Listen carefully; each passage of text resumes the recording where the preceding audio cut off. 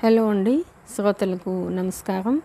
Reverse gear అనే నవల 4వ భాగానికి స్వాగతం అండి. చదువుతున్నది లక్ష్మి. ప్లీజ్ అండి, ఈ నవల కనుక నచ్చినట్లయితే లైక్ చేయండి, షేర్ చేయండి, సబ్స్క్రైబ్ చేయండి. ప్లీజ్ అండి, నవల అయితే వింటున్నారు కానీ ఎవరు సబ్స్క్రైబ్ చేసుకోవడం లేదండి. మీకు కనుక ఈ నవల నచ్చినట్లయితే సబ్స్క్రైబ్ చేసుకొని నా ఛానల్ని సపోర్ట్ చేసుకోండి. ఇక కథలోకి వెళితే, డోర్ పక్క నించున్న మాయాదేవి అప్సరసలా నెమ్మదిగా ముందుకొచ్చి అతనికి ఎదురుగా నించుంది. ఆశ్చర్యంగా తలెత్తి ఆమె వైపే చూస్తున్నాడు మనోహర్. అతనికి ఆ క్షణాన ఏం జరుగుతుందో ఏం జరగబోతుందో తెలియని స్థితిలో ఉన్నాడు. అతనికి ఆ అనుభవం కొత్త. సన్నటి గాలికి ముఖం మీద మేలి ముసుగులా పడుతున్న జుత్తు, రక్తాగ్నిమను నింపుకున్న బుగ్గలు, మాటిమాటికి పెదవులను తడుపుకోవడం వల్ల సగం సగం చెదిరిపోతున్న గులాబీ రంగులో మెరుస్తున్న పెదవులు, కాంక్షభరిత కాశ్మీర కళికల్లా మెరుస్తున్న కళ్ళు, కుంచితో ఒకే ఒక వంపును గీసినట్లుగా కనిపిస్తున్న మెడ, ఆ కింద భుజాలు, సప్త సాగరాలను మదించి తీసిన తెల్లటి మణుల మృదుత్వంతో బ్రహ్మదేవుడు తీర్చిదిద్దిన సౌందర్య గోడిల్లా వక్ష సంపద, ఆ కింద నాభి, విశాలమైన కటిస్థలం, పైన సన్నటి ముడతలు. ప్యారిస్లో క్యాట్వాక్లో నడిచే అమ్మాయిల కాళ్లతో పోటీ పడే కాళ్ళు. సొగసు వాకిళ్లలా అతని దగ్గరగా వచ్చి నవ్వింది మాయాదేవి. నవ్వుతూ ఇలా అడిగింది, ఇప్పుడు చెప్పు, ఆ పుస్తకంలో అమ్మాయిలు నీకు నచ్చారా, నేను నచ్చానా? మనోహర్ ఏం మాట్లాడలేదు.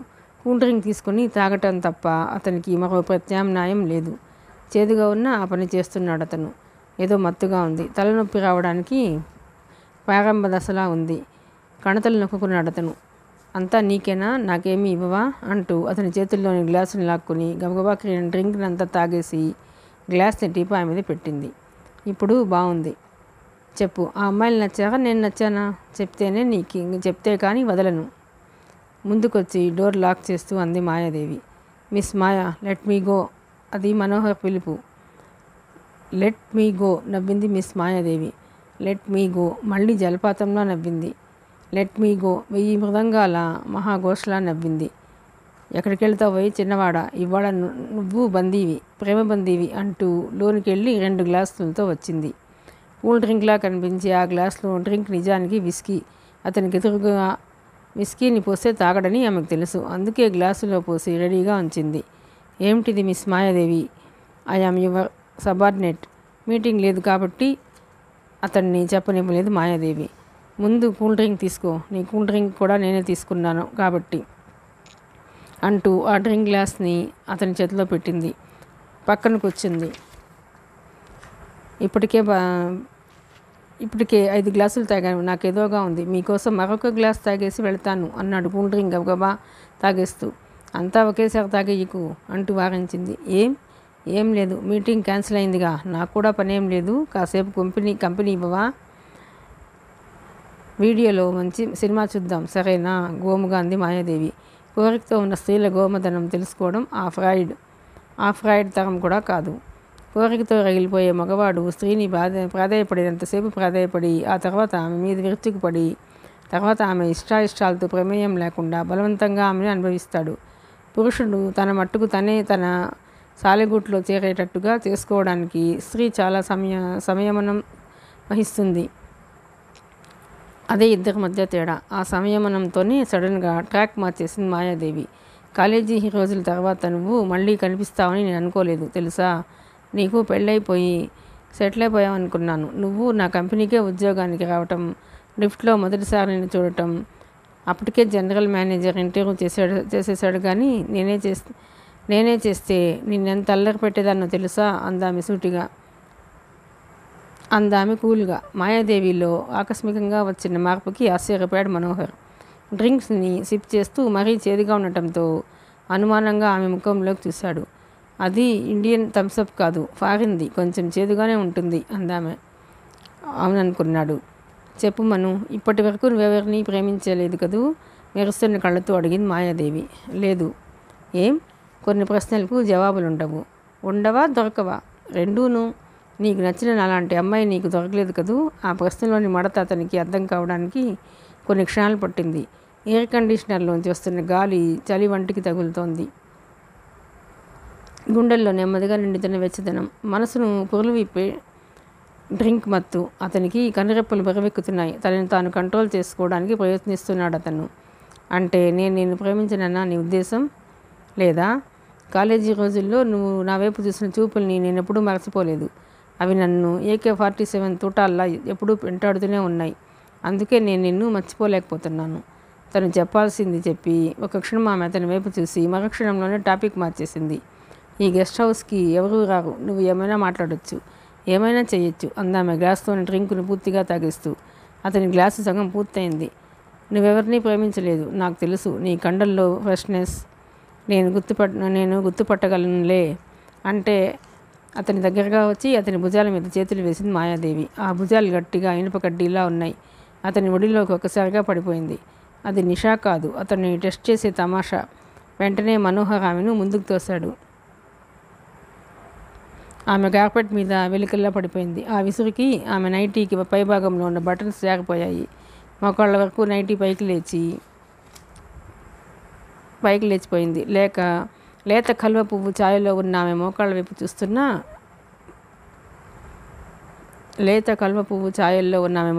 చూస్తున్నాడు అతను. మరుక్షణంలో కళ్ళు తిప్పుకున్నాడు. ఏ అందాన్నైనా పదే పదే చూడాలనుకునే మగాడే మొదట ఇష్టం లేనట్లుగా తలవాకకు తిప్పేసుకుంటాడు అంటూ లేచి టీవీ వైపు వెళ్ళింది.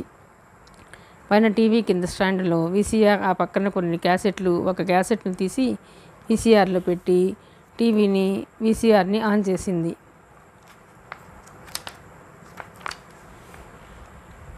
మనం ఇప్పుడు సరదాగా సినిమా చూద్దాం అంటూ cool drink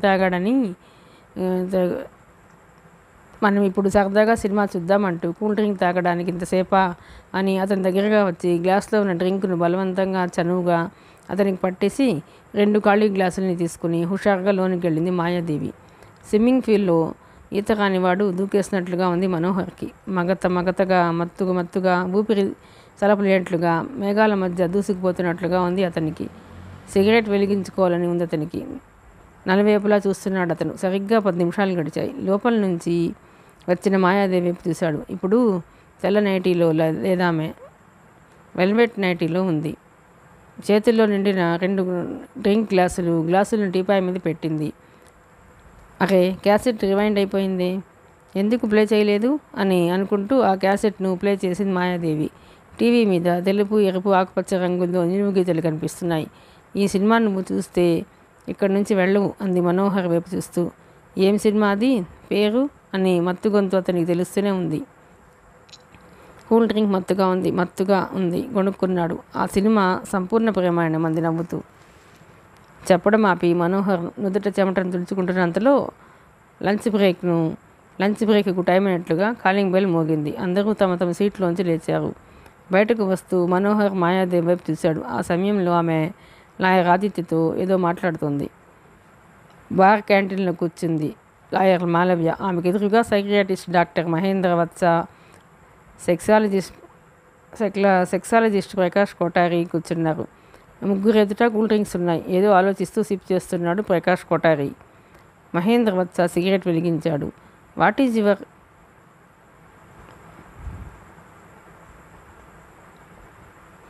is your occupation mister Kothari అడిగింది Malavya. Something unusual case.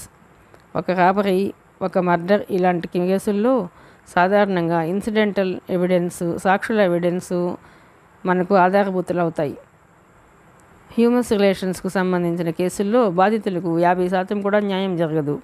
దానికి కారణం మామూలు రేప్ కేసుల్లోని దోషుల్ని సాక్ష్యాధారాలతోనూ వాంగ్మూలాలతోనూ పట్టుకోలేక 3rd డిగ్రీ ఉపయోగించి సదరు నిందితుడితో నేనే రేప్ చేశాను అని చెప్పించేసి అప్పుడప్పుడు తీర్పు చెప్పేయడం కద్దు. 4 గోడల మధ్య రహస్యంగా జరిగే క్రైమ్లో నేరస్తుల్ని పట్టుకోవడానికి అవసరమైన సైంటిఫిక్ నాలెడ్జ్ మన ఇండియాలో ఇంకా డెవలప్ కాలేదు. మనోహర్ మాయాదేవి కేసుకు సంబంధించి చూస్తే వాళ్ళిద్దరిది క్రిమినల్ బ్యాక్గ్రౌండ్ కాదు, ఇద్దరు ఇల్లిటరేట్స్ కాదు. ఇందులో అతి కామన్ పాయింట్ వాళ్ళిద్దరికీ ఒకరి మీద ఒకరికి ప్రేమ ఉన్నదనే విషయం చెప్పి కూల్ డ్రింక్ అందుకుని సిప్ చేయసాగాడు. Is the loving each other ఆశ్చర్యంగా అడిగింది మాలవ్య. మీరేమనుకుంటున్నారు అడిగాడు కొఠారి. ఒకప్పుడు ఉండేదేమో కానీ ఇప్పుడు లేదని నా ఒపీనియన్. వాళ్ళిద్దరూ సాక్ష్యం చెప్తున్నప్పుడు కొన్ని జరిగిన సన్నివేశాలను వివరిస్తున్న సమయంలో వాళ్ళ ఫీలింగ్స్ని కానీ ఎక్స్ప్రెషన్స్ను కానీ గమనించారా? ఎక్కడన్నా ఎనిమిటీ లేదు. ఒక తప్పు జరిగింది అనే పాయింట్ను ఎస్టాబ్లిష్ చేయడానికి మనోహర్ ప్రయత్నిస్తున్నాడు తప్ప అది నైతికమా అనైతికమా అనే విషయం కానీ పాపపుణ్యాల విషయం కానీ ఇద్దరూ ఆలోచించడం లేదు. సో ప్రిలిమినరీ అబ్జర్వేషన్ ప్రకారం దే లవ్ ఈచ్ అదర్ అన్నాడు certified sex counsellor doctor Mahendra Vatsa. నా అబ్జర్వేషన్ ఏమిటంటే ఈ కోర్టులు కేసులు గందరగోళాలు గెలుపు ఓటములు అన్నీ వదిలేసేయండి. అల్టిమేట్గా they want to live together అనే పాయింట్లోకి ఇవన్నీ లీడ్ చేస్తాయేమో అన్నది నా పాయింట్ చెప్పాడు Kothari. Is it true? 100% sure. నా అబ్జర్వేషన్ తప్పైతే నేను నా ప్రొఫెషన్ని వదిలేస్తాను ఛాలెంజింగ్గా అన్నాడు డాక్టర్ కొఠారి.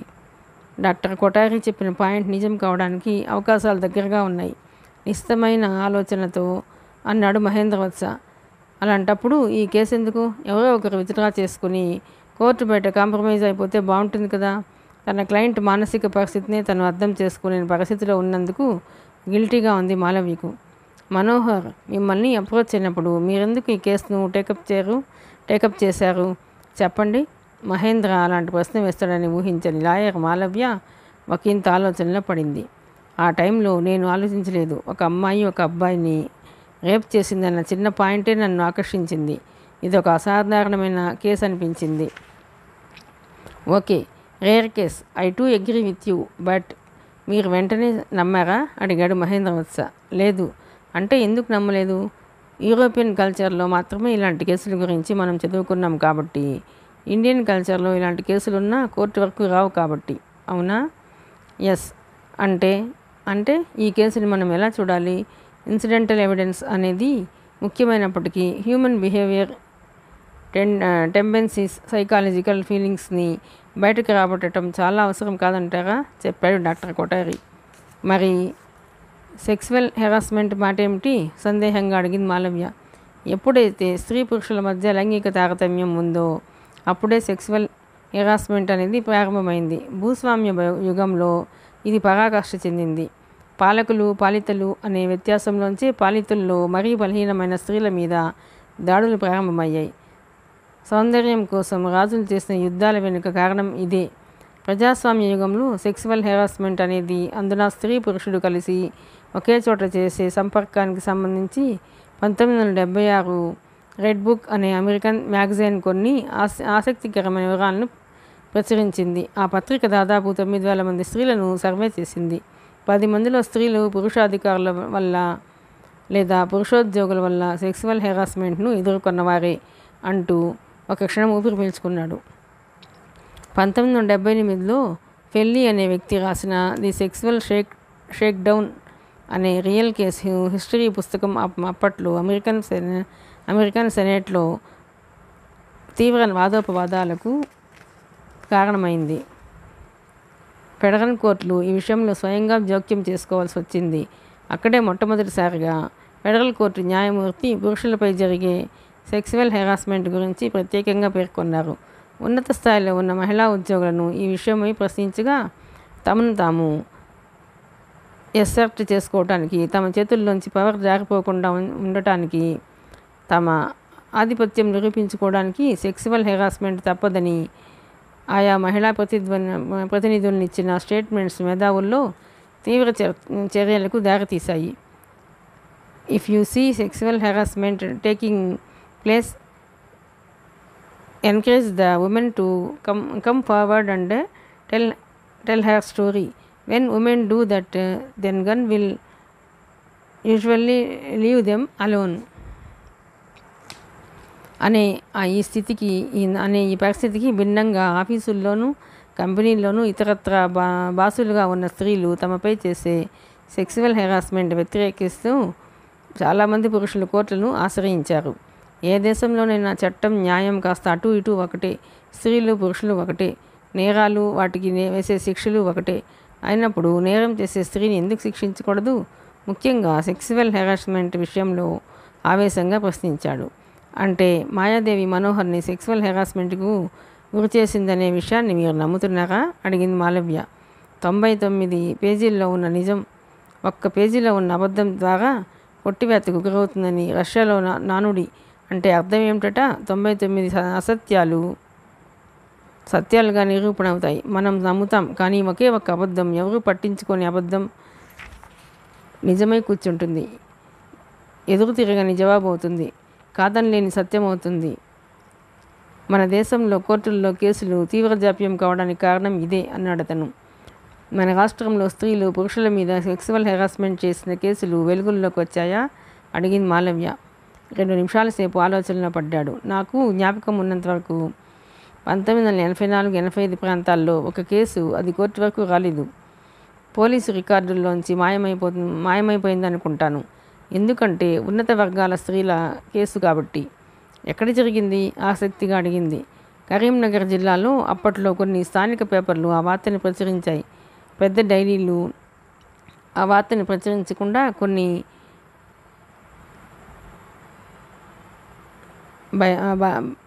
బయలమైన ఒత్తిళ్లు వచ్చాయని అప్పట్లో ఒక పెద్ద డైలీలో న్యూస్ ఎడిటర్గా పనిచేస్తున్న నా ఫ్రెండ్ ఒక ఆయన చెప్పాడు. ఏంటా కేసు? జిల్లా హెడ్ క్వార్టర్స్లోనూ లేక జిల్లాలో ఒక ముఖ్య పట్టణంలోనూ జ్ఞాపకం లేదు. కానీ 3 స్త్రీలు, అత్యున్నత వర్గాలకు చెందిన స్త్రీలు, అటు పవర్ ఇటు డబ్బు చేతిలో ఉన్న స్త్రీలు తమ భర్తలను క్యాంపుకి వెళ్ళిన సందర్భంగా కలిశారు. దాదాపు రాత్రి 9 గంటలకు ప్రారంభమైంది డ్రింక్ పార్టీ. బ్లూ ఫిలిమ్స్ వేసుకున్నారు. లెస్బియనిజం అందులో పార్ట్. రాత్రంతా చిత్తుగా తెగారు. విచ్చలవిడిగా ఆనందించారు.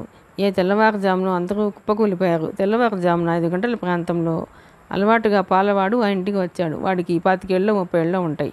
డోర్ తీసిన ఒక ఆవిడ ఆ పాలవాడిని లోపలికి పిలిచింది.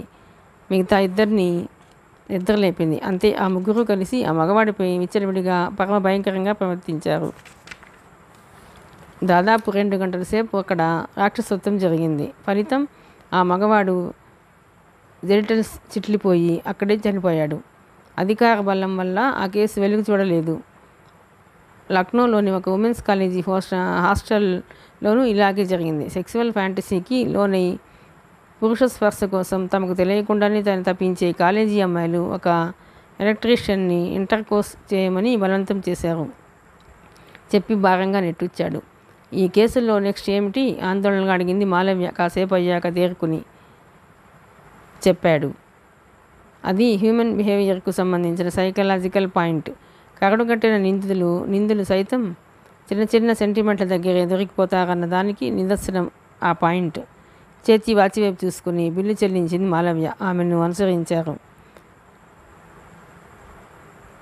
కోర్టు ప్రొసీడింగ్స్ మళ్ళీ ప్రారంభమయ్యాయి. టేప్ రికార్డర్ ఆన్ అయింది. చూడండి mister Manohar, please vision the cassette అంటూ క్యాసెట్ని రివైండ్ చేశాడు లాయర్ ఆదిత్య. అందులోంచి మాటలు వినబడుతున్నాయి. ఆ సినిమా నువ్వు చూస్తే ఇక్కడి నుంచి వెళ్ళవు అందామె. ఏం సినిమా పేరు అని నేనున్నాను.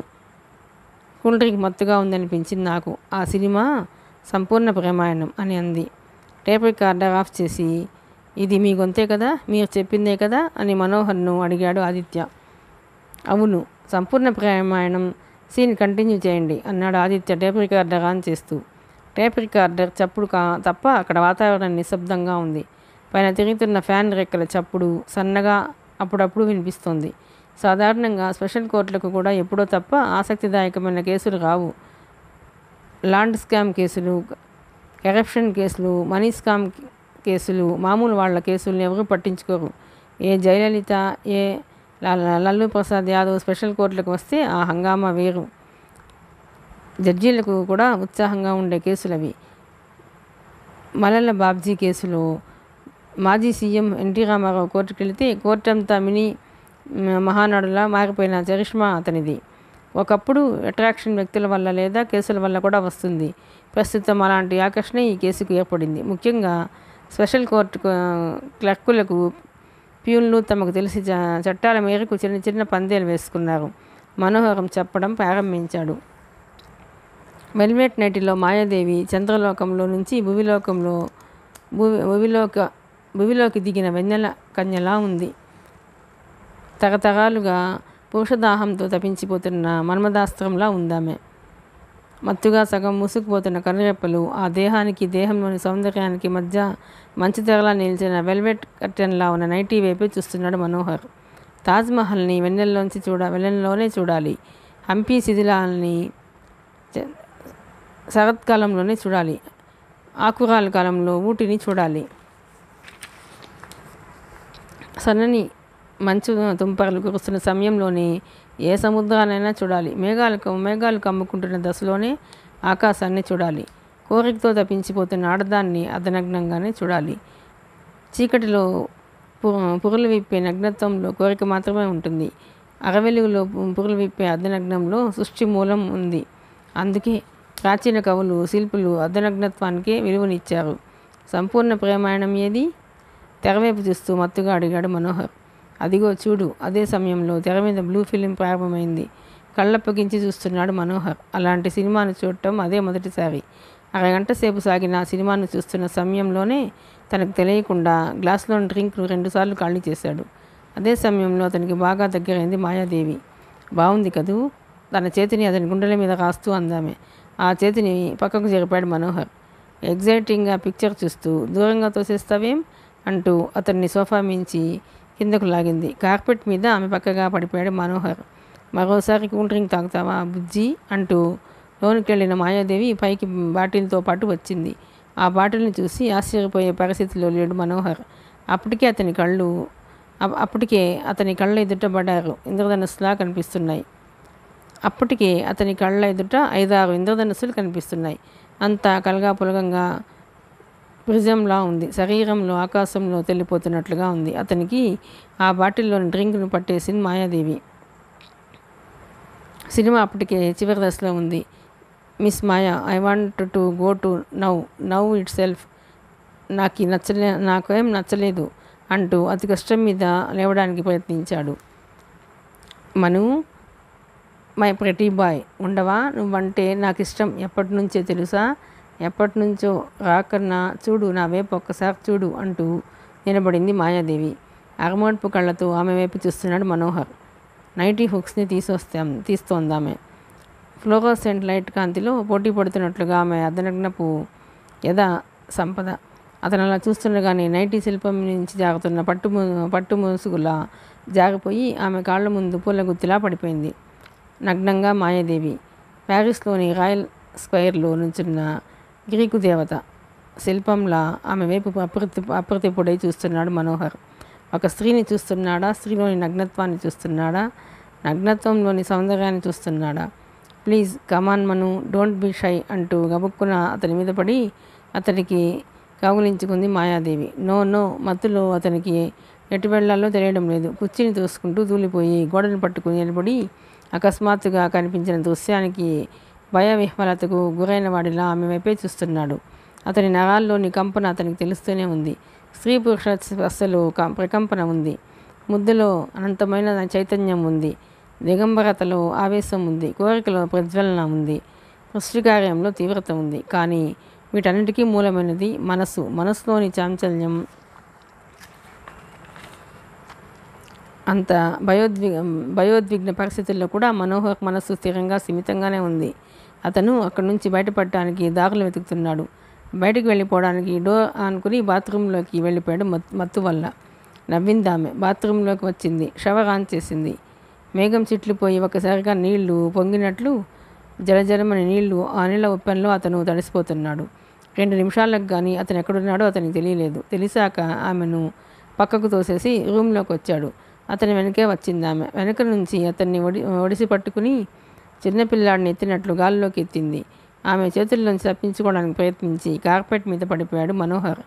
లెట్ మీ గో మాయా మీదకు వస్తున్న ఆమెను తప్పించుకోవడానికి ప్రయత్నిస్తూ కార్పెట్ మీద అటు ఇటు దొరుకుతున్నాడు.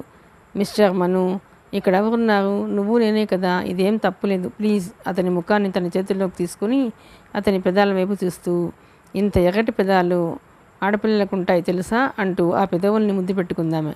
మీసాలను తడిమి చూస్తూ పెదవులతో మీసాల మీద ముద్దు పెట్టుకుంది. బుగ్గలను కొరకేసింది. తన గుండెలతో అతని గుండెలకి రాసింది. ఆ రాపిడికి అతను చలించిపోతున్నాడు మగవాడిలాగా. అయినా ఎక్కడో ఏదో స్పృహ. అనువంశికమైన నైతికత ప్రవహిస్తున్న నరాలు భౌతికమైన అతనిలోని ఉద్రేకతకు అడ్డుకట్ట వేస్తున్నాయి. కోపంగా చూశాడు మనోహర్ మాయాదేవి వైపు. కోపంగా చూస్తే జడిసిపోదాననుకున్నావా? నువ్వేం విశ్వామిత్రుడివా? మగాడా? నువ్వు మేనక ముందు విశ్వామిత్రుడి వైపు, నేను మేనకనైపోతా సరేనా? అతని షర్టు గుండీని ఫట్ మని తెంపేసి షర్ట్ని పరమని చింపేసింది. ఆమె చేతులు అతని ప్యాంట్ బటన్స్ మీద ఉన్నాయి. మాయా, ఏమిటిది? నేను పోలీసులకు ఫోన్ చేస్తాను అంటూ విసురుగా లేచి నిలబడ్డాడు. పోలీసులు? వాళ్ళేం చేస్తారు? వచ్చి మన శోభనానికి కాపలా కాస్తారు. నేనెవరినో తెలుసా? ఒక గొప్ప కంపెనీకి ఎండీని, బ్యూటిఫుల్ ఎండీని. నేను వెళితే హోమ్ మినిస్టర్ ట్యూబ్లైట్ కళ్ళతో చొంగలు కారుస్తూ చూస్తాడు. పిచ్చి మొగమ, నేను చెప్పినట్లు వినకపోతే పిస్టల్లో పేల్చేస్తాను. డిష్యూమ్ అంటూ పిచ్చి పిచ్చిగా మాట్లాడుతూ అతని జీన్స్ ప్యాంట్ని కిందకు లాగేసింది. అతన్ని గట్టిగా కౌగిలించుకుంది. ఇద్దరు శరీరాల మధ్య నలుగుతున్న వెచ్చదనం.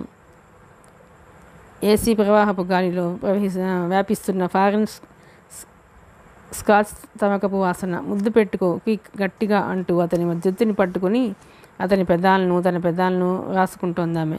What a wonderful experience. Manu, please continue. I am sincerely yours. కాదనకమ్మా. I love you dear. అతని బుగ్గ మీద, పెదాల మీద, కంఠం మీద, విశాలమైన వక్షస్థలం మీద ముద్దులు పెడుతోంది. కసిగసిగా భోగి మంట ముందు కాలిపోతున్న మైనపు బొమ్మల సుడులు తిరిగిపోతోంది మాయాదేవి. నగంలో ప్రజ్వలితున్న కాంక్ష. దీపకళికలో జ్వలించిన వేడి అతడిని దగ్ధం చేసే దావానంలా. Maya, I can't tolerate, let me go. Manohar కళ్ళు నిషాతో ముడుచుకుపోతున్నాయి. అతడు ఆమె భుజాల మీద చేయి వేశాడు. ఆ చేతుల్ని కౌగిల్లా సరిచేసుకుంది మాయాదేవి. మనోహర్ కార్పెట్ మీద వెలికిల్లా పడిపోయాడు. అతడి మీద ఆమె బోర్లా పడిపోయి ముందుకు పాకింది.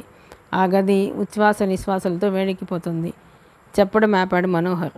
ఆ సమయంలో అతని ముఖంలో ఏ విధమైన భావాలు లేవు. మానసికంగా అతనికి ఎంతో రిలాక్సింగ్గా కూడా ఉంది. లాయర్ మాలవి వైపు చూశాడు మనోహర్. ఆమె చిన్నగా చిరునవ్వు నవ్వింది. లాయర్ ఆదిత్య ఇంకా ఏదైనా ఉందా చెప్పడానికి అని అడగటానికి ఉద్యుక్తుడై అలా ప్రశ్నించడం సిల్లీగా ఉంటుందనుకుని మౌనం వహించి తన సీట్లో కూర్చున్నాడు. వాదోపవాదాలు మరునాటికి వాయిదా పడ్డాయి. మనోహర్ లాయర్ మాలవికి కూడా చెప్పకుండా గబగబా కోర్టు కారిడార్ మీద నడుచుకుంటూ తన హీరో హోండా ఎక్కాడు. అతనికి ఇప్పుడు ఏకాంతం కావాలి, అంతులేని ఏకాంతం. ఈ జన సమ్మర్దం, కిక్కిరిసిపోయి వెళ్ళిపోయే వాహనాలు, ఈ పొలిటికల్ ఊరేగింపులు, పుట్టుకలు, చావులు, సంతాన సభలు, వీటన్నిటికీ దూరంగా అందుకే ఊరికి చాలా దూరంగా ఉన్న హిమాయత్ సాగర్ ఒడ్డుకి వెళ్ళిపోయి కూర్చున్నాడు. దూరంగా కుతుబ్ షాహీ టూమ్స్, ఆ పక్కన అందమైన పార్కు, గోల్కొండ కోట, కొన్ని వేల సంవత్సరాల చరిత్రే శిథిలమైపోయి కాలగర్భంలో కలిసిపోయినప్పుడు ఒక వ్యక్తి సంఘర్షణ, ఒక వ్యక్తి జీవితం కాలగమనంలో ఒక బిందువే కదా. మనోహర్ మదినిండా ఏదో అశాంతి. తనను తాను అనునయించుకోవడం కోసం రకరకాలుగా ఆలోచిస్తున్నాడు అతను. 2 గంటలు గడిచాయి. చల్లటి నీలాకాశంలో తెల్లగా ముత్యాల చుక్కలు. భారంగా నిట్టూర్చి లేచి నిలబడ్డాడు. హీరో హోండా వైపు నడిచాడు అతను. రాత్రి 10 గంటల 10 నిమిషాలు. విశాలమైన బెడ్రూమ్లో బెడ్ మీద పడుకుని సీలింగ్ వైపు చూస్తూ ఆలోచిస్తోంది మాయాదేవి. డైనింగ్ టేబుల్ మీద డిన్నర్ అరేంజ్ చేసి కుక్ వచ్చి చెప్పింది భోజనం చేయమని. వెళ్ళలేదామె.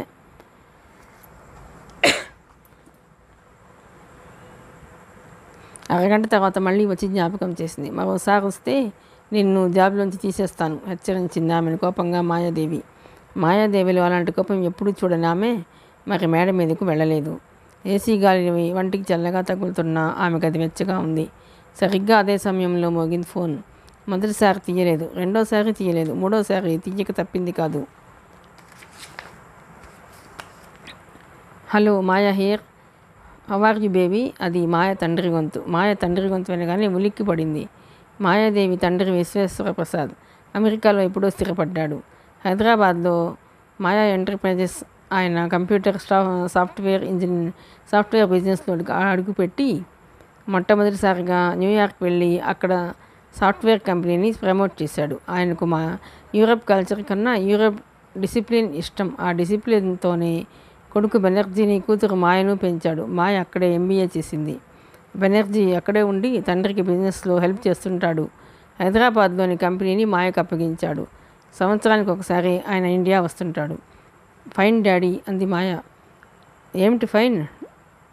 Don't lie విర్మి. ఇండియా నుంచి ఒక గంట క్రితమే నాకు వీడియో క్యాసెట్ వచ్చింది.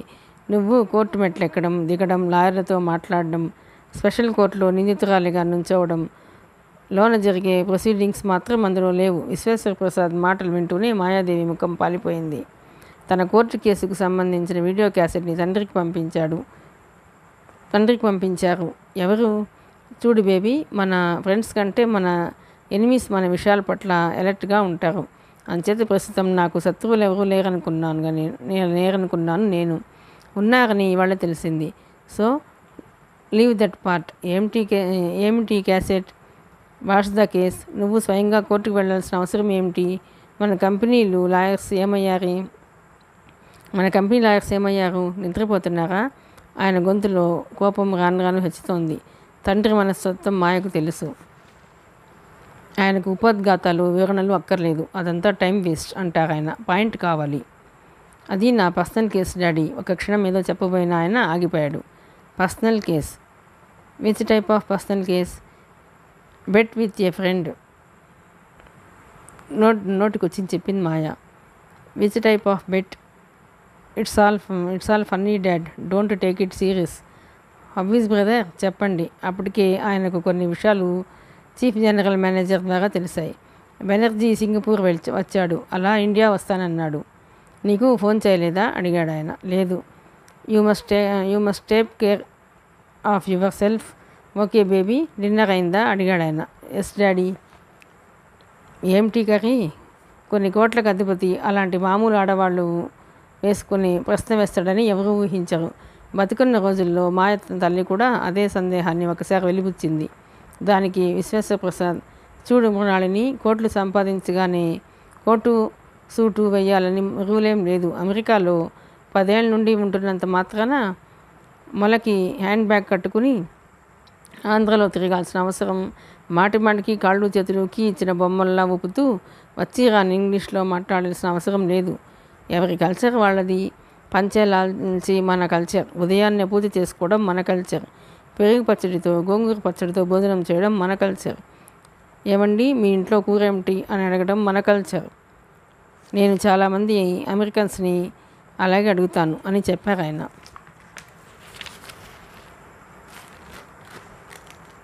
ఎన్టీ రామారావు గారు లాంటి నిజమైన తెలుగు మనిషి విశ్వేశ్వరప్రసాద్. వంకాయ చెప్పింది మాయ. ఆవ పెట్టిన కూర అడిగాడు ఆయన. చాలా రోజులైందమ్మా తిని. మన కుక్ చేత ఆ కూర వండించుకొని తినడానికైనా ఇండియా వస్తాను. గుడ్ నైట్ అని ఫోన్ పెట్టేశాడు ఆయన. చాలా అరుదైన వ్యక్తిత్వం గల తండ్రి అంటే మాయకు చాలా ఇష్టం. అలాంటి తండ్రితో తను ఇప్పుడు అబద్ధం చెప్పడం ఇదే మొదటిసారి. తండ్రి ఈ విషయం ఎవరి ద్వారా అయినా తెలుసుకుంటే ఆలోచన రాగానే మూడిగా మారిపోయింది ఆమె. ఆలోచించుకుంటూ డైనింగ్ టేబుల్ దగ్గరకు వచ్చింది. మాయాదేవి కోసం ఎదురు చూస్తున్న వంట మనిషి కూర్చున్నదల్లా లేచి నిలబడింది. మాయ కర్రీ పాట్ మూత తీసింది. ఆవ పెట్టిన వంకాయ కూర. ఒక క్షణం విస్మితురాలైంది ఆమె. తలెత్తి వంట మనిషి వైపు చూస్తూ కుర్చీలో కూర్చుంది. మాయాదేవి తన వైపు ఎందుకులా చూస్తోందో ఆ వంట మనిషికి అర్థం కాలేదు. సరిగ్గా 10 గంటలైంది. మాయా ఎంటర్ప్రైజెస్ ఆఫీస్లో గంభీరమైన వాతావరణం నెలకొని ఉంది. అప్పటికింకా ఎండి మాయాదేవి కానీ మనోహర్ కానీ ఆఫీస్లోకి ఇంకా రాలేదు. చిత్రగుప్తుడు లాంటి చీఫ్ జనరల్ మేనేజర్ తన ఛాంబర్లోకి వెళ్ళిపోయాక బొమ్మల్లా కూర్చున్న ఉద్యోగులు ఏదో మిష మీద కదలటం ప్రారంభించారు. కొంతమంది క్యాంటీన్ వైపు నడిచారు. మధు, చక్రవర్తి, బిందు రమణ, వెంకటేశ్వర్లు ఒక టేబుల్ చుట్టూ చేరారు. టైపిస్ట్ రూప కూడా అదే సమయంలో అక్కడికి వచ్చింది. రూప ఎండి పిఏ శ్రీవాణి ఫ్రెండ్. కోర్టులో కేసు ఎంతవరకు వచ్చిందో సిగరెట్ తీస్తూ అన్నాడు చక్రవర్తి. నిన్న వాదోపవాదాలన్నీ చాలా సీక్రెట్గా జరిగాయట. మీడియా వాళ్ళని అస్సలు గేట్ లోపల కూడా రానివ్వలేదట చెప్పాడు రాజారావు. చాలా ఇంపార్టెంట్ వాంగ్యులాలట కదా అన్నాడు బిందు రమణ. అసలు రేపేనంటావా? మగాడే చేస్తాడు. ఆడదేం చేస్తుంది? మన మనోహర్ లక్కీ ఫెలో. నేనే ఆ పొజిషన్లో ఉంటే పెళ్ళానికి విడాకులు ఇచ్చైనా ఎండీని పెళ్ళాడెద్దును. అదీగాక ఆడదాని మీద మగాడు కేసేయటం ఏంటి? ఈ విషయంలో మొదటి నుంచి వెంకటేశ్వర్లకు ఆశ్చర్యంగానే ఉంది. గట్టిగా వాకకు, ఉద్యోగం ఎగిరిపోద్ది. ఇది క్యాంటీన్, చెవులుంటాయి అన్నాడు కొంచెం దూరంలో టేబుల్ ముందు కూర్చున్న టైపిస్ట్ రూప వైపు చూస్తూ. అదే సమయంలో రూప, శ్రావణి సీరియస్గానే మాట్లాడుకుంటున్నారు. నేను ఈ జాబ్కి రిజైన్ చేసి వెళ్ళిపోవాలనుకుంటున్నాను అంది రూప. ఎందుకు అడిగింది శ్రావణి. ఆ ఎండి మాయాదేవి పిఏ అయిన నేరానికి నువ్వేం చేశావు? ఆ ఎండి మాయాదేవి పిఏ అయిన నేరానికి నువ్వేం చేశావు? ఆ మనోహర్ తన స్టేట్మెంట్లో ఎండిపిఏ ఇచ్చిన మీటింగ్ ఐఓఎం చూశాకే నేను గెస్ట్ హౌస్కి వెళ్ళానని చెప్పాడట కదా. నిన్న రాత్రి లాయర్ ఆదిత్య నాకు ఫోన్ చేసి బహుశా కోర్టుకు వచ్చి స్టేట్మెంట్ ఇవ్వాల్సి వస్తుందేమోనని చెప్పాడు. కానీ కోర్టుకి వెళ్ళే పక్షంలో నువ్వు జాబ్కి రిజైన్ చెయ్యమని మా డాడీ చెప్పారు. సంప్రదాయ కుటుంబంలో పుట్టిన పిల్ల సాక్ష్యం కోసం కోర్టుకు వెళ్ళడమా అనేది ఆయన అభిప్రాయం. తన సమస్యను చెప్పింది రూప. నీ సమస్యను ఎండి గారితో చెప్పు సలహా ఇచ్చింది శ్రావణి. ఈ టైంలోనా? చాలా కష్టం అంటూ మెయిన్ గేట్ వైపు చూసింది రూప. పద పద అంటూ కంగారుగా లేచింది. అప్పుడే ఎండి మాయాదేవి కార్ గేట్ లోపలికి ప్రవేశిస్తోంది. ఆ కారుని చూడగానే మగ సిబ్బంది చప్పున మాటలు ఆపేసి క్యాంటీన్ వెనక్కి వెళ్ళిపోయి అక్కడి నుంచి ఎవరి సెక్షన్లకు వాళ్ళు వెళ్ళిపోయారు.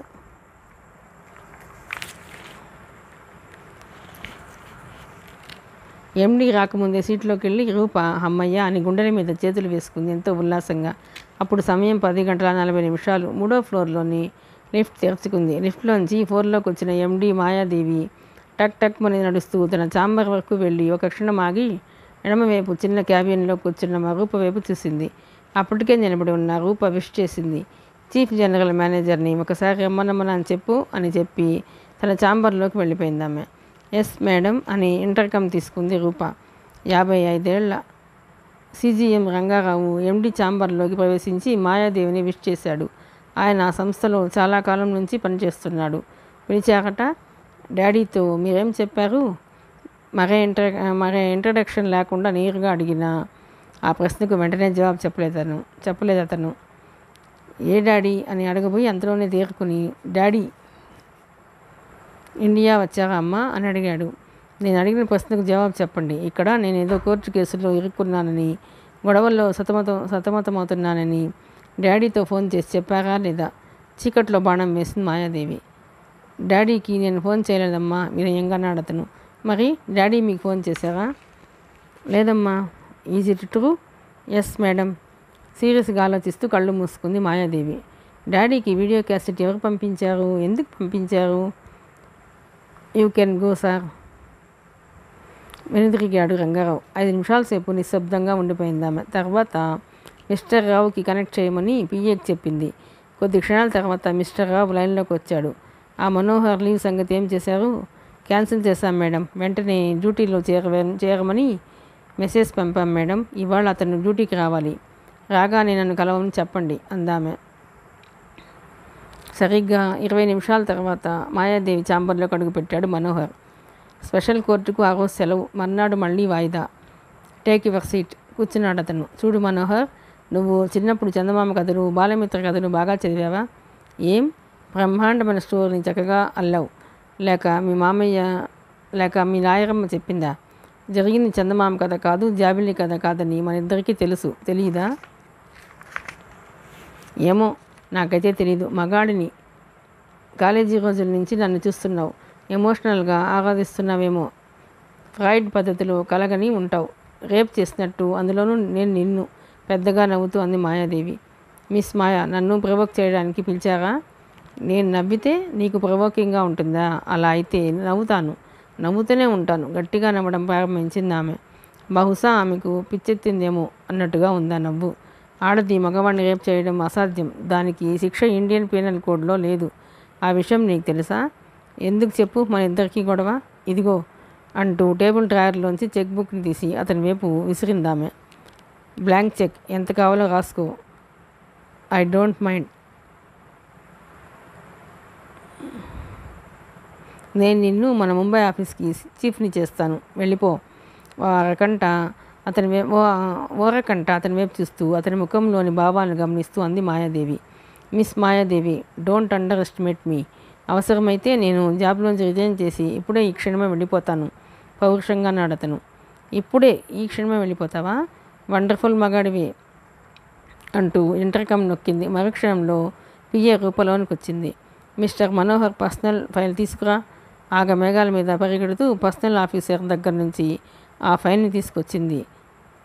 ఇచ్చి బయటకు వెళ్ళిపోయింది. చూడు, నీ పర్సనల్ ఫైల్ చూడు, జాగ్రత్తగా చూడు అంటూ ఆ పర్సనల్ ఫైల్లో ఉన్న ఒక బాండ్ పేపర్ని చేతితో విలాసంగా చూపిస్తూ, మాయా ఎంటర్ప్రైజెస్ ప్రైవేట్ కంపెనీ చైర్మన్కి నువ్వు రాసిచ్చిన 3 ఏళ్ల బాండ్ అది. ఈ మధ్యకాలంలో నువ్వు ఈ ఆఫీస్ నుంచి వెళ్ళలేవు. మేనేజ్మెంట్కి నీ వర్క్ కానీ నీ ప్రవర్తన కానీ నచ్చక తీసేస్తే తప్ప నువ్వు నీ ఇష్టంతో వెళ్ళిపోయావే అనుకో, మేనేజ్మెంట్కి నువ్వు 6 లక్షలు కట్టి వెళ్ళాలని నువ్వే రాసావు, మర్చిపోయావా? ఆ ఫైల్ని పక్కన పడేస్తూ మళ్ళీ నవ్వింది మాయాదేవి. వంటికి కారం రాసుకున్నట్టుగా ఉంది మనోహర్కి ఆమె ప్రవర్తన. ఈ విషయంలో తండ్రి నుంచి ఫోన్ రావటం ఆమెకు నచ్చలేదు. ఎలాగోలా కేసుని విత్డ్రా చేయిస్తే తండ్రి దగ్గర తన పరువు దక్కుతుంది. ఒక విషయం ఆయన మనసులో పడిందంటే జ్ఞాపకం వచ్చినప్పుడల్లా దాని గురించి ఆయన ఎంక్వైరీ మొదలెడతాడు. ఏ దేశంలో ఉన్నా, ఏ పరిస్థితుల్లో ఉన్నా, ముఖ్యంగా తన గురించి. కావలిస్తే నీ లాయర్తో సంప్రదించి ఆవిడ సలహా తీసుకుని నిర్ణయించుకో. రేపు ఉదయం 10:30 లోపుగా నాకు చెప్తే చాలు. ప్రమోషన్ ఆర్డర్స్తో పాటు బ్లాంక్ చెక్ నీకు ఇస్తాను. దాంతోపాటు ముంబై ఫ్లైట్ టికెట్స్, ముంబైలో నీకు సొంత ఫ్లాట్, సొంత కారు ఆలోచించుకో.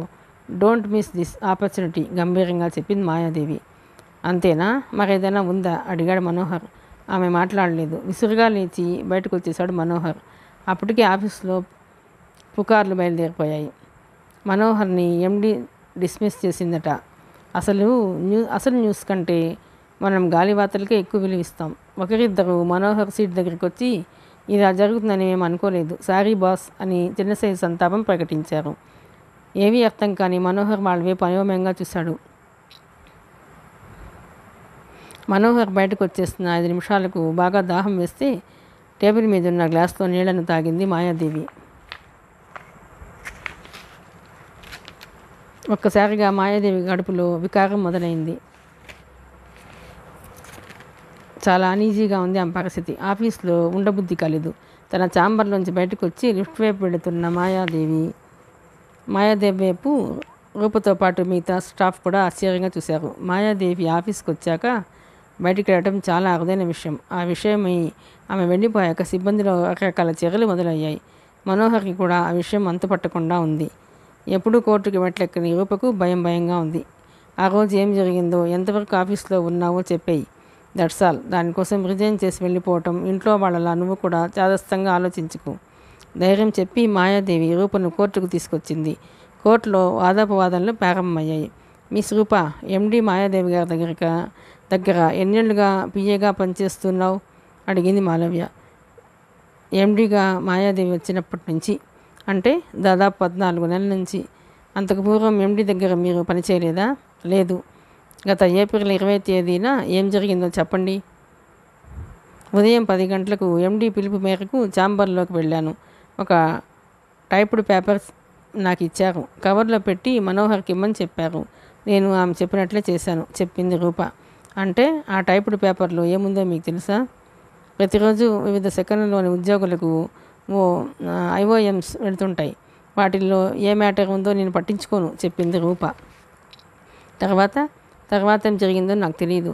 అంటే మీరు మీ ఎండీతో పాటు గెస్ట్ హౌస్లోని మీటింగ్కు వెళ్ళలేదు. గెస్ట్ హౌస్లో మీటింగ్ ఉందనే విషయం నాకు తెలియనప్పుడు ఎండీ ఆ విషయం నాకు చెప్పనప్పుడు నేను ఎలా వెళ్ళగలను? వెళ్ళలేదు, నిర్భయంగా చెప్పింది రూప. అంటే గెస్ట్ హౌస్లో మాయాదేవి మనోహర్ల మధ్య జరిగిన సంఘటన మీకు తెలియదు, అవునా? తెలీదు. ఓకే, యూ కెన్ గో అంటూ మాయాదేవి ఒకసారి చూసి న్యాయమూర్తుల వైపు ఒకసారి చూసింది లాయర్ మాలవ్య.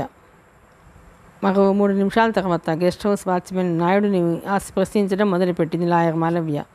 ఆ రోజు గెస్ట్ హౌస్కి ఎండి మాయాదేవి ఎన్ని గంటలకు వచ్చారు అడిగింది మాలవ్య. మధ్యాహ్నం 1:30కు నేను భోజనం చేసి నా రూమ్లోంచి బయటకు వచ్చాను. గెస్ట్ హౌస్ చుట్టూ ఒకసారి తిరిగి సెక్యూరిటీ రూమ్ దగ్గరికి వచ్చాను. అప్పుడు 2:15 అయి ఉంటుంది. అప్పుడు గెస్ట్ హౌస్ ముందు ఎండి గారి కారు ఆగింది. గాబరాగా గేట్ తెరిచాను. అమ్మగారికి నమస్కరించాను, నిర్భయంగా చెప్పాడు వాచ్మెన్ నాయుడు. ఆ టైంలో ఎండి మాయాదేవి ఎప్పుడైనా అక్కడికి వచ్చారా? రాలేదండి. ఆ సమయంలో ఆవిడ నీతో ఏమైనా మాట్లాడారా? ఆఫీస్ నుంచి ఒక ఆయన వస్తాడని లోపలికి పంపించమని చెప్పారు. ఫలానా వ్యక్తి అని పేరు చెప్పలేదా? లేదు. ఆ మనోహర్ అనే వ్యక్తి గెస్ట్ హౌస్కి ఎన్ని గంటలకు వచ్చారు? 4 గంటల సమయంలో. అక్కడ కూర్చున్న బాబు గెస్ట్ హౌస్కి వచ్చారు. ఆ కుర్చీలో ఉన్న వ్యక్తే కదా? బాగా పోల్చుకున్నావా? ఆ రోజు ఆయన ఒక్కడే వచ్చారమ్మా. అంతకు పూర్వం ఆయన అక్కడికి వచ్చారా? లేదమ్మా. ఆయన గెస్ట్ హౌస్ లోపలికి వెళ్ళాక నువ్వేం చూసావు? సెక్యూరిటీ రూమ్లో కూర్చున్నాను. అలా కూర్చోవడం నాకు అలవాటు కదా. తర్వాత ఒక 40 నిమిషాల తర్వాత ఎండి గారు సెక్యూరిటీకి ఫోన్ చేశారు. చేసి ఎక్కడి నుంచైనా ఫోన్లు వచ్చినా తను లేనని చెప్పమన్నారు. ఎవరైనా వస్తే లోపలికి పంపించవద్దని చెప్పారు. తర్వాత గెస్ట్ హౌస్లో ఏం జరిగిందో నీకు తెలిసింది, చెప్పు. గదుల లోపల ఏం జరుగుతుందో నాకేం తెలుస్తుందమ్మా? అంటే నువ్వు అటువైపు వెళ్ళలేదా? లేదు. పిలిస్తేనే తప్ప వెళ్ళకూడదు కదమ్మా. మీ ఎండి కానీ ఆ మనోహర్ కానీ గెస్ట్ హౌస్ నుంచి బయటికి ఎన్ని గంటలకు వెళ్ళారో చెప్పగలవా? చెప్పగలనమ్మా. దాదాపు 8 గంటల ప్రాంతంలో మనోహర్ బాబు విసురుగా బయటకు వచ్చారు. ఆయన బండిని తీసుకున్నారు.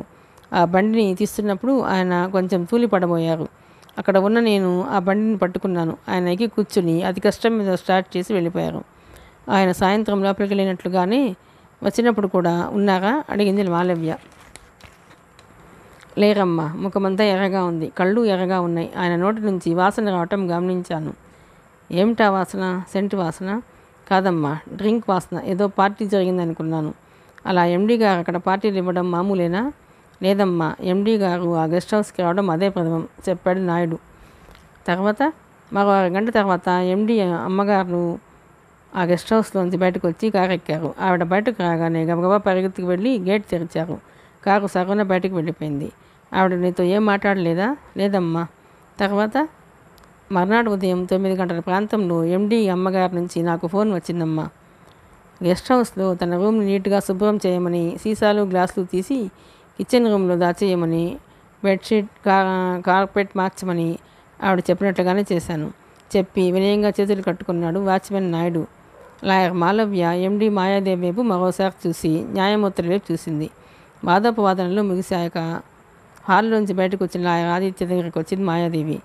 ఇంకా వివరించడానికి సాక్షులు ఎవరైనా ఉన్నారా? అడిగింది ఆమె. నా తరపున ఎవ్వరూ లేరు. లాయర్ మాలవ్య తరపున ఎవరైనా ఉన్నారేమో తెలియదు, చెప్పాడు ఆదిత్య.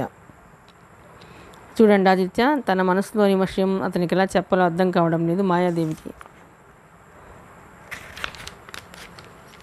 చెప్పండి. కేసు ముగింపు దశలోకి వచ్చింది. ఈ వారం లోపలే తీర్పు రావచ్చు అన్నాడు ఆదిత్య. జస్టిస్ మెహతా, ప్రమీలారాణి ఎలాంటి వారు? తన కారు డోర్కి తెరచేరగబడి అడిగిందామె. అంటే మనం వాళ్ళని మేనేజ్ చేయలేమా? ఆ మాటకు ఆదిత్య షాక్ అయ్యాడు. జడ్జిలను మేనేజ్ చేయమని అలా నేరుగా తననెవ్వరూ అడగలేదు. చూడండి ఆదిత్య, తప్పైనా ఒప్పైనా నేను ఓడిపోవటం నాకు ఇష్టం లేదు. ఓటమి నా స్వభావంలో లేదు. ప్రిస్టేజ్ మా డాడీ విశ్వేశ్వర ప్రసాద్ బిజినెస్కు కానీ ప్రెస్టేజ్కు కానీ ఈ కేసు డిస్టర్బెన్స్ కలగజేయకూడదు. అందువల్ల నర్మగర్భంగా అతని వైపు చూసిందామె. చూడమ్మా, ఈ స్పెషల్ కోర్టు, ఈ స్పెషల్ జస్టిస్ మిగతా వాళ్ళకన్నా భిన్నమైన వ్యక్తులు. అతి అతి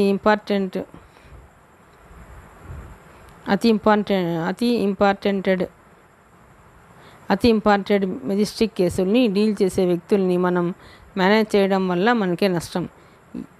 ఏ పాయింట్కి అయితే నువ్వు పోరాడుతున్నావో ఆ పాయింట్ బలహీనమైపోవడం లేదు. అంతే నైతికతకు దూరంగా జరిగిపోవడం లేదు. నీ నేరాన్ని నువ్వు పరోక్షంగా ఒప్పుకున్నట్లు కదా చెప్పు. నువ్వు నీ ప్రెస్టేజ్ గురించి ఆలోచిస్తున్నావు తప్ప నా ప్రెస్టేజ్ గురించి కానీ నా కెరీర్ గురించి కానీ ఎందుకు ఆలోచించడం లేదు? వయసులో 5 ఏళ్ళు పెద్దవాడైన ఆదిత్య చిన్నగా మందలించాడు ఆమెను. కారుకి డ్రైవింగ్ సీట్లో కూర్చుని కారు స్టార్ట్ చేసి, నేను ఓడిపోతానంటారా, గెలుస్తానంటారా అని అడిగింది ఆమె. దిస్ ఈజ్ సెన్సిటివ్ కేస్, నేనేమీ చెప్పలేను అన్నాడు ఆయన. కారు స్పెషల్ కోర్ట్ ఆవరణ దాటి గేట్లోంచి రోడ్డు మీదకి వచ్చింది. మిర్రర్లోంచి కారు బ్యాక్ సీట్లో కూర్చున్న రూప వైపు చూసింది మాయాదేవి.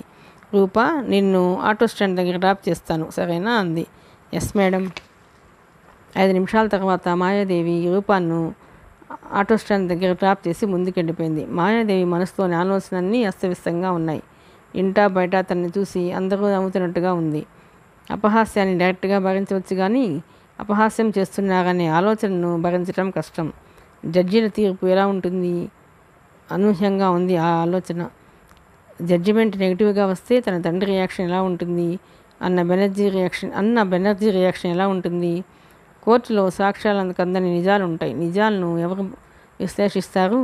అన్యాయం, అక్రమం, నైతికం, అనైతికం, నేరం రుజువైనా లేదా అంతే కావాల్సినది. నేరం రుజువైనా లేదా అంతే కావాల్సినదే. నేరమైనా నేరం కాకపోయినా సదరు వ్యక్తి మనసులోని ఆర్ద్రత ఆధారంగా చట్టం ఎందుకు ప్రవర్తించదు? తనకి ఇలాంటి పిరికి ఆలోచనలు రావటం ఏమిటి? Bullshit. I can fight for my self. తను నమ్మిందే నిజం, తను మాట్లాడిందే వేదం. ఎవరికి ఎట్టి పరిస్థితుల్లోనూ తల వంచదు. గెలిచినా ఓడిపోయినా తను మాయాదేవి, ది గ్రేట్ మాయాదేవి. అందుకే తన క్యారెక్టర్ను గౌరవించుకునే తనంటే ఆమెకి ఇష్టం. ట్రాఫిక్ ఐలాండ్ దగ్గర కారు ఆగింది. నలువైపులా చూస్తుంది మాయాదేవి. అప్పుడు సన్నగా ప్రారంభమైంది. ఆమె కడుపులో నొప్పి, చాలా అనీజీగా ఉంది. బాటిల్లో నీళ్లు నింపి గిలకిరిస్తున్నట్లుగా ఫీలింగ్. నరాలను ఎవరో పట్టుకుని లాగేస్తున్నట్లు సన్నగా ప్రారంభమైన నొప్పి భరించలేని నొప్పిగా తయారైంది.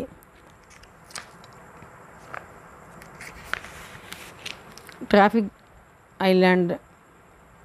ఐలాండ్ దగ్గర గ్రీన్ సిగ్నల్ వెలిగింది. బలంగా యాక్సిలేటర్ నొక్కింది ఆమె. కారు 40 నుంచి 60కి మారింది. 20 నిమిషాల్లో తన బంగ్లాకి చేరుకుంది. కారుని పోర్టికోలో పార్క్ చేసి హాల్లో ఎదురైన పని మనిషి వైపు కూడా కనీసం చూడకుండా గబగబా మెట్లెక్కి తన బెడ్రూమ్లోకి వచ్చి టేబుల్ డ్రాయర్ తీసి ఎప్పుడూ వేసుకునే 2 టాబ్లెట్స్ వేసుకుంది. మంచినీళ్ళు తాగింది. ఏసీ ఆన్ చేసి బెడ్ మీద చేరబడింది. 10 నిమిషాలు గడిచాయి. కొంత రిలాక్సింగ్గా ఉంది. గుచ్చుకున్న ముళ్ళుని ఎవరో తీసివేస్తున్నట్లుగా తగ్గుతున్న బాధ. మరో 10 నిమిషాలు గడిచాయి. కడుపులో తిప్పుతున్నట్లుగా అనిపించి గబుక్కున లేచి కూర్చుంది. వామిటింగ్ సెన్సేషన్, వాంతి వస్తున్నట్లుగా ఉంది. వాష్ బేసిన్ వైపు నడిచింది. రెండు క్షణాలు బళ్ళున వాంతి అయిపోయింది. ముఖం కడుక్కుని వచ్చి ఈజీ చైర్లో కూర్చుంది మాయాదేవి. చాలా నీరసంగా ఉంది. అలాంటి నీరసం ఆమె ఎప్పుడూ ఎరగదు. పని మనిషిని పిలిచి గ్లాస్తో వేడి పాలను తెప్పించుకుని తాగి కళ్ళు మూసుకుని కుర్చీలో కూర్చోవడానికి ప్రయత్నిస్తున్నంతలో మళ్ళీ కడుపులో వామిటింగ్ సెన్సేషన్. వాష్ బేసిన్ వైపు నడుస్తున్నంతలోనే పని మనిషి చూస్తుండగానే వాంతి అయిపోయింది. అమ్మ గాబరాగా పని మనిషి వచ్చి పట్టుకుంది మాయాదేవిని. మళ్ళీ ప్రారంభమైంది కడుపులో నొప్పి. ఏమ్మా అలా అయిపోతున్నారు? డాక్టర్కి ఫోన్ చేస్తాను అంటూ టెలిఫోన్ వైపు వెళ్ళబోతున్న పని మనిషిని వారించింది మాయాదేవి. డ్రైవర్ని పిలువు, మనమే డాక్టర్ దగ్గరికి వెళదాం చెప్పిందామె. పని మనిషి వెంటనే కిందకి దిగింది. గబగబా డ్రెస్ చేంజ్ చేసుకుని కిందకి దిగింది మాయాదేవి. కారెక్కి కూర్చుంది. డ్రైవింగ్ సీట్ పక్కన పని మనిషి కూర్చుంది. కంపెనీ డాక్టర్లు 2 ఉన్నారు. ఫ్యామిలీ డాక్టర్ శకుంతల ఫోన్ చేస్తే వెంటనే వస్తుంది. ఫ్యామిలీ డాక్టర్ దగ్గరికి మాయాదేవి వెళ్ళటం అదే మొదటిసారి. దానికి కారణం మాయాదేవికి ఏదో అనుమానంగా ఉంది. ఇదమిత్తంగా తెలియని అనుమానం. క్లినిక్ ముందు ఆగిన కారుని చూడగానే క్లినిక్లో గ్లాస్ ఛాంబర్లో కూర్చున్న డాక్టర్ శకుంతల సీట్లోంచి లేచి డోర్ తెచ్చుకుని గబగబా మాయాదేవికి ఎదురొచ్చింది. ఏం మాయా, నువ్వే స్వయంగా క్లినిక్కి రావటం? ఆశ్చర్యపోయిందామె. తన ఛాంబర్ పక్కన విశాలమైన పర్సనల్ రూమ్లోకి తీసుకెళ్ళింది. అప్పటికే మాయాదేవి కోర్టు గోడల గురించి తెలుసు డాక్టర్ శకుంతలకు. మాయాదేవి ఇంటెలిజెన్స్ మీద, క్యారెక్టర్ మీద చాలా గౌరవం శకుంతలకు. మాయాదేవి చిన్నప్పటి నుంచి శకుంతలకు తెలుసు. తను ఎందుకు వచ్చిందో చెప్పింది మాయాదేవి. Vomiting and pain. నీకెప్పుడు 2 ఒకేసారి రాలేదు కదూ అంటూ పరీక్షలన్నీ చేసింది. టాబ్లెట్స్ ఇస్తాను వాడు అంటూ ఇంజెక్షన్ చేసింది. Tension and weakness, psychological disorder కూడా డిసీజెస్కి దారితీస్తాయి. డోంట్ వరీ అంది డాక్టర్ శకుంతల. శకుంతల మాటలు కొంత మానసిక స్వాంతనను చేకూర్చాయి మాయాదేవికి. 2 రోజులు రెస్ట్ తీసుకో అమ్మా, రేపు నేను వస్తాను సరేనా అంది శకుంతల.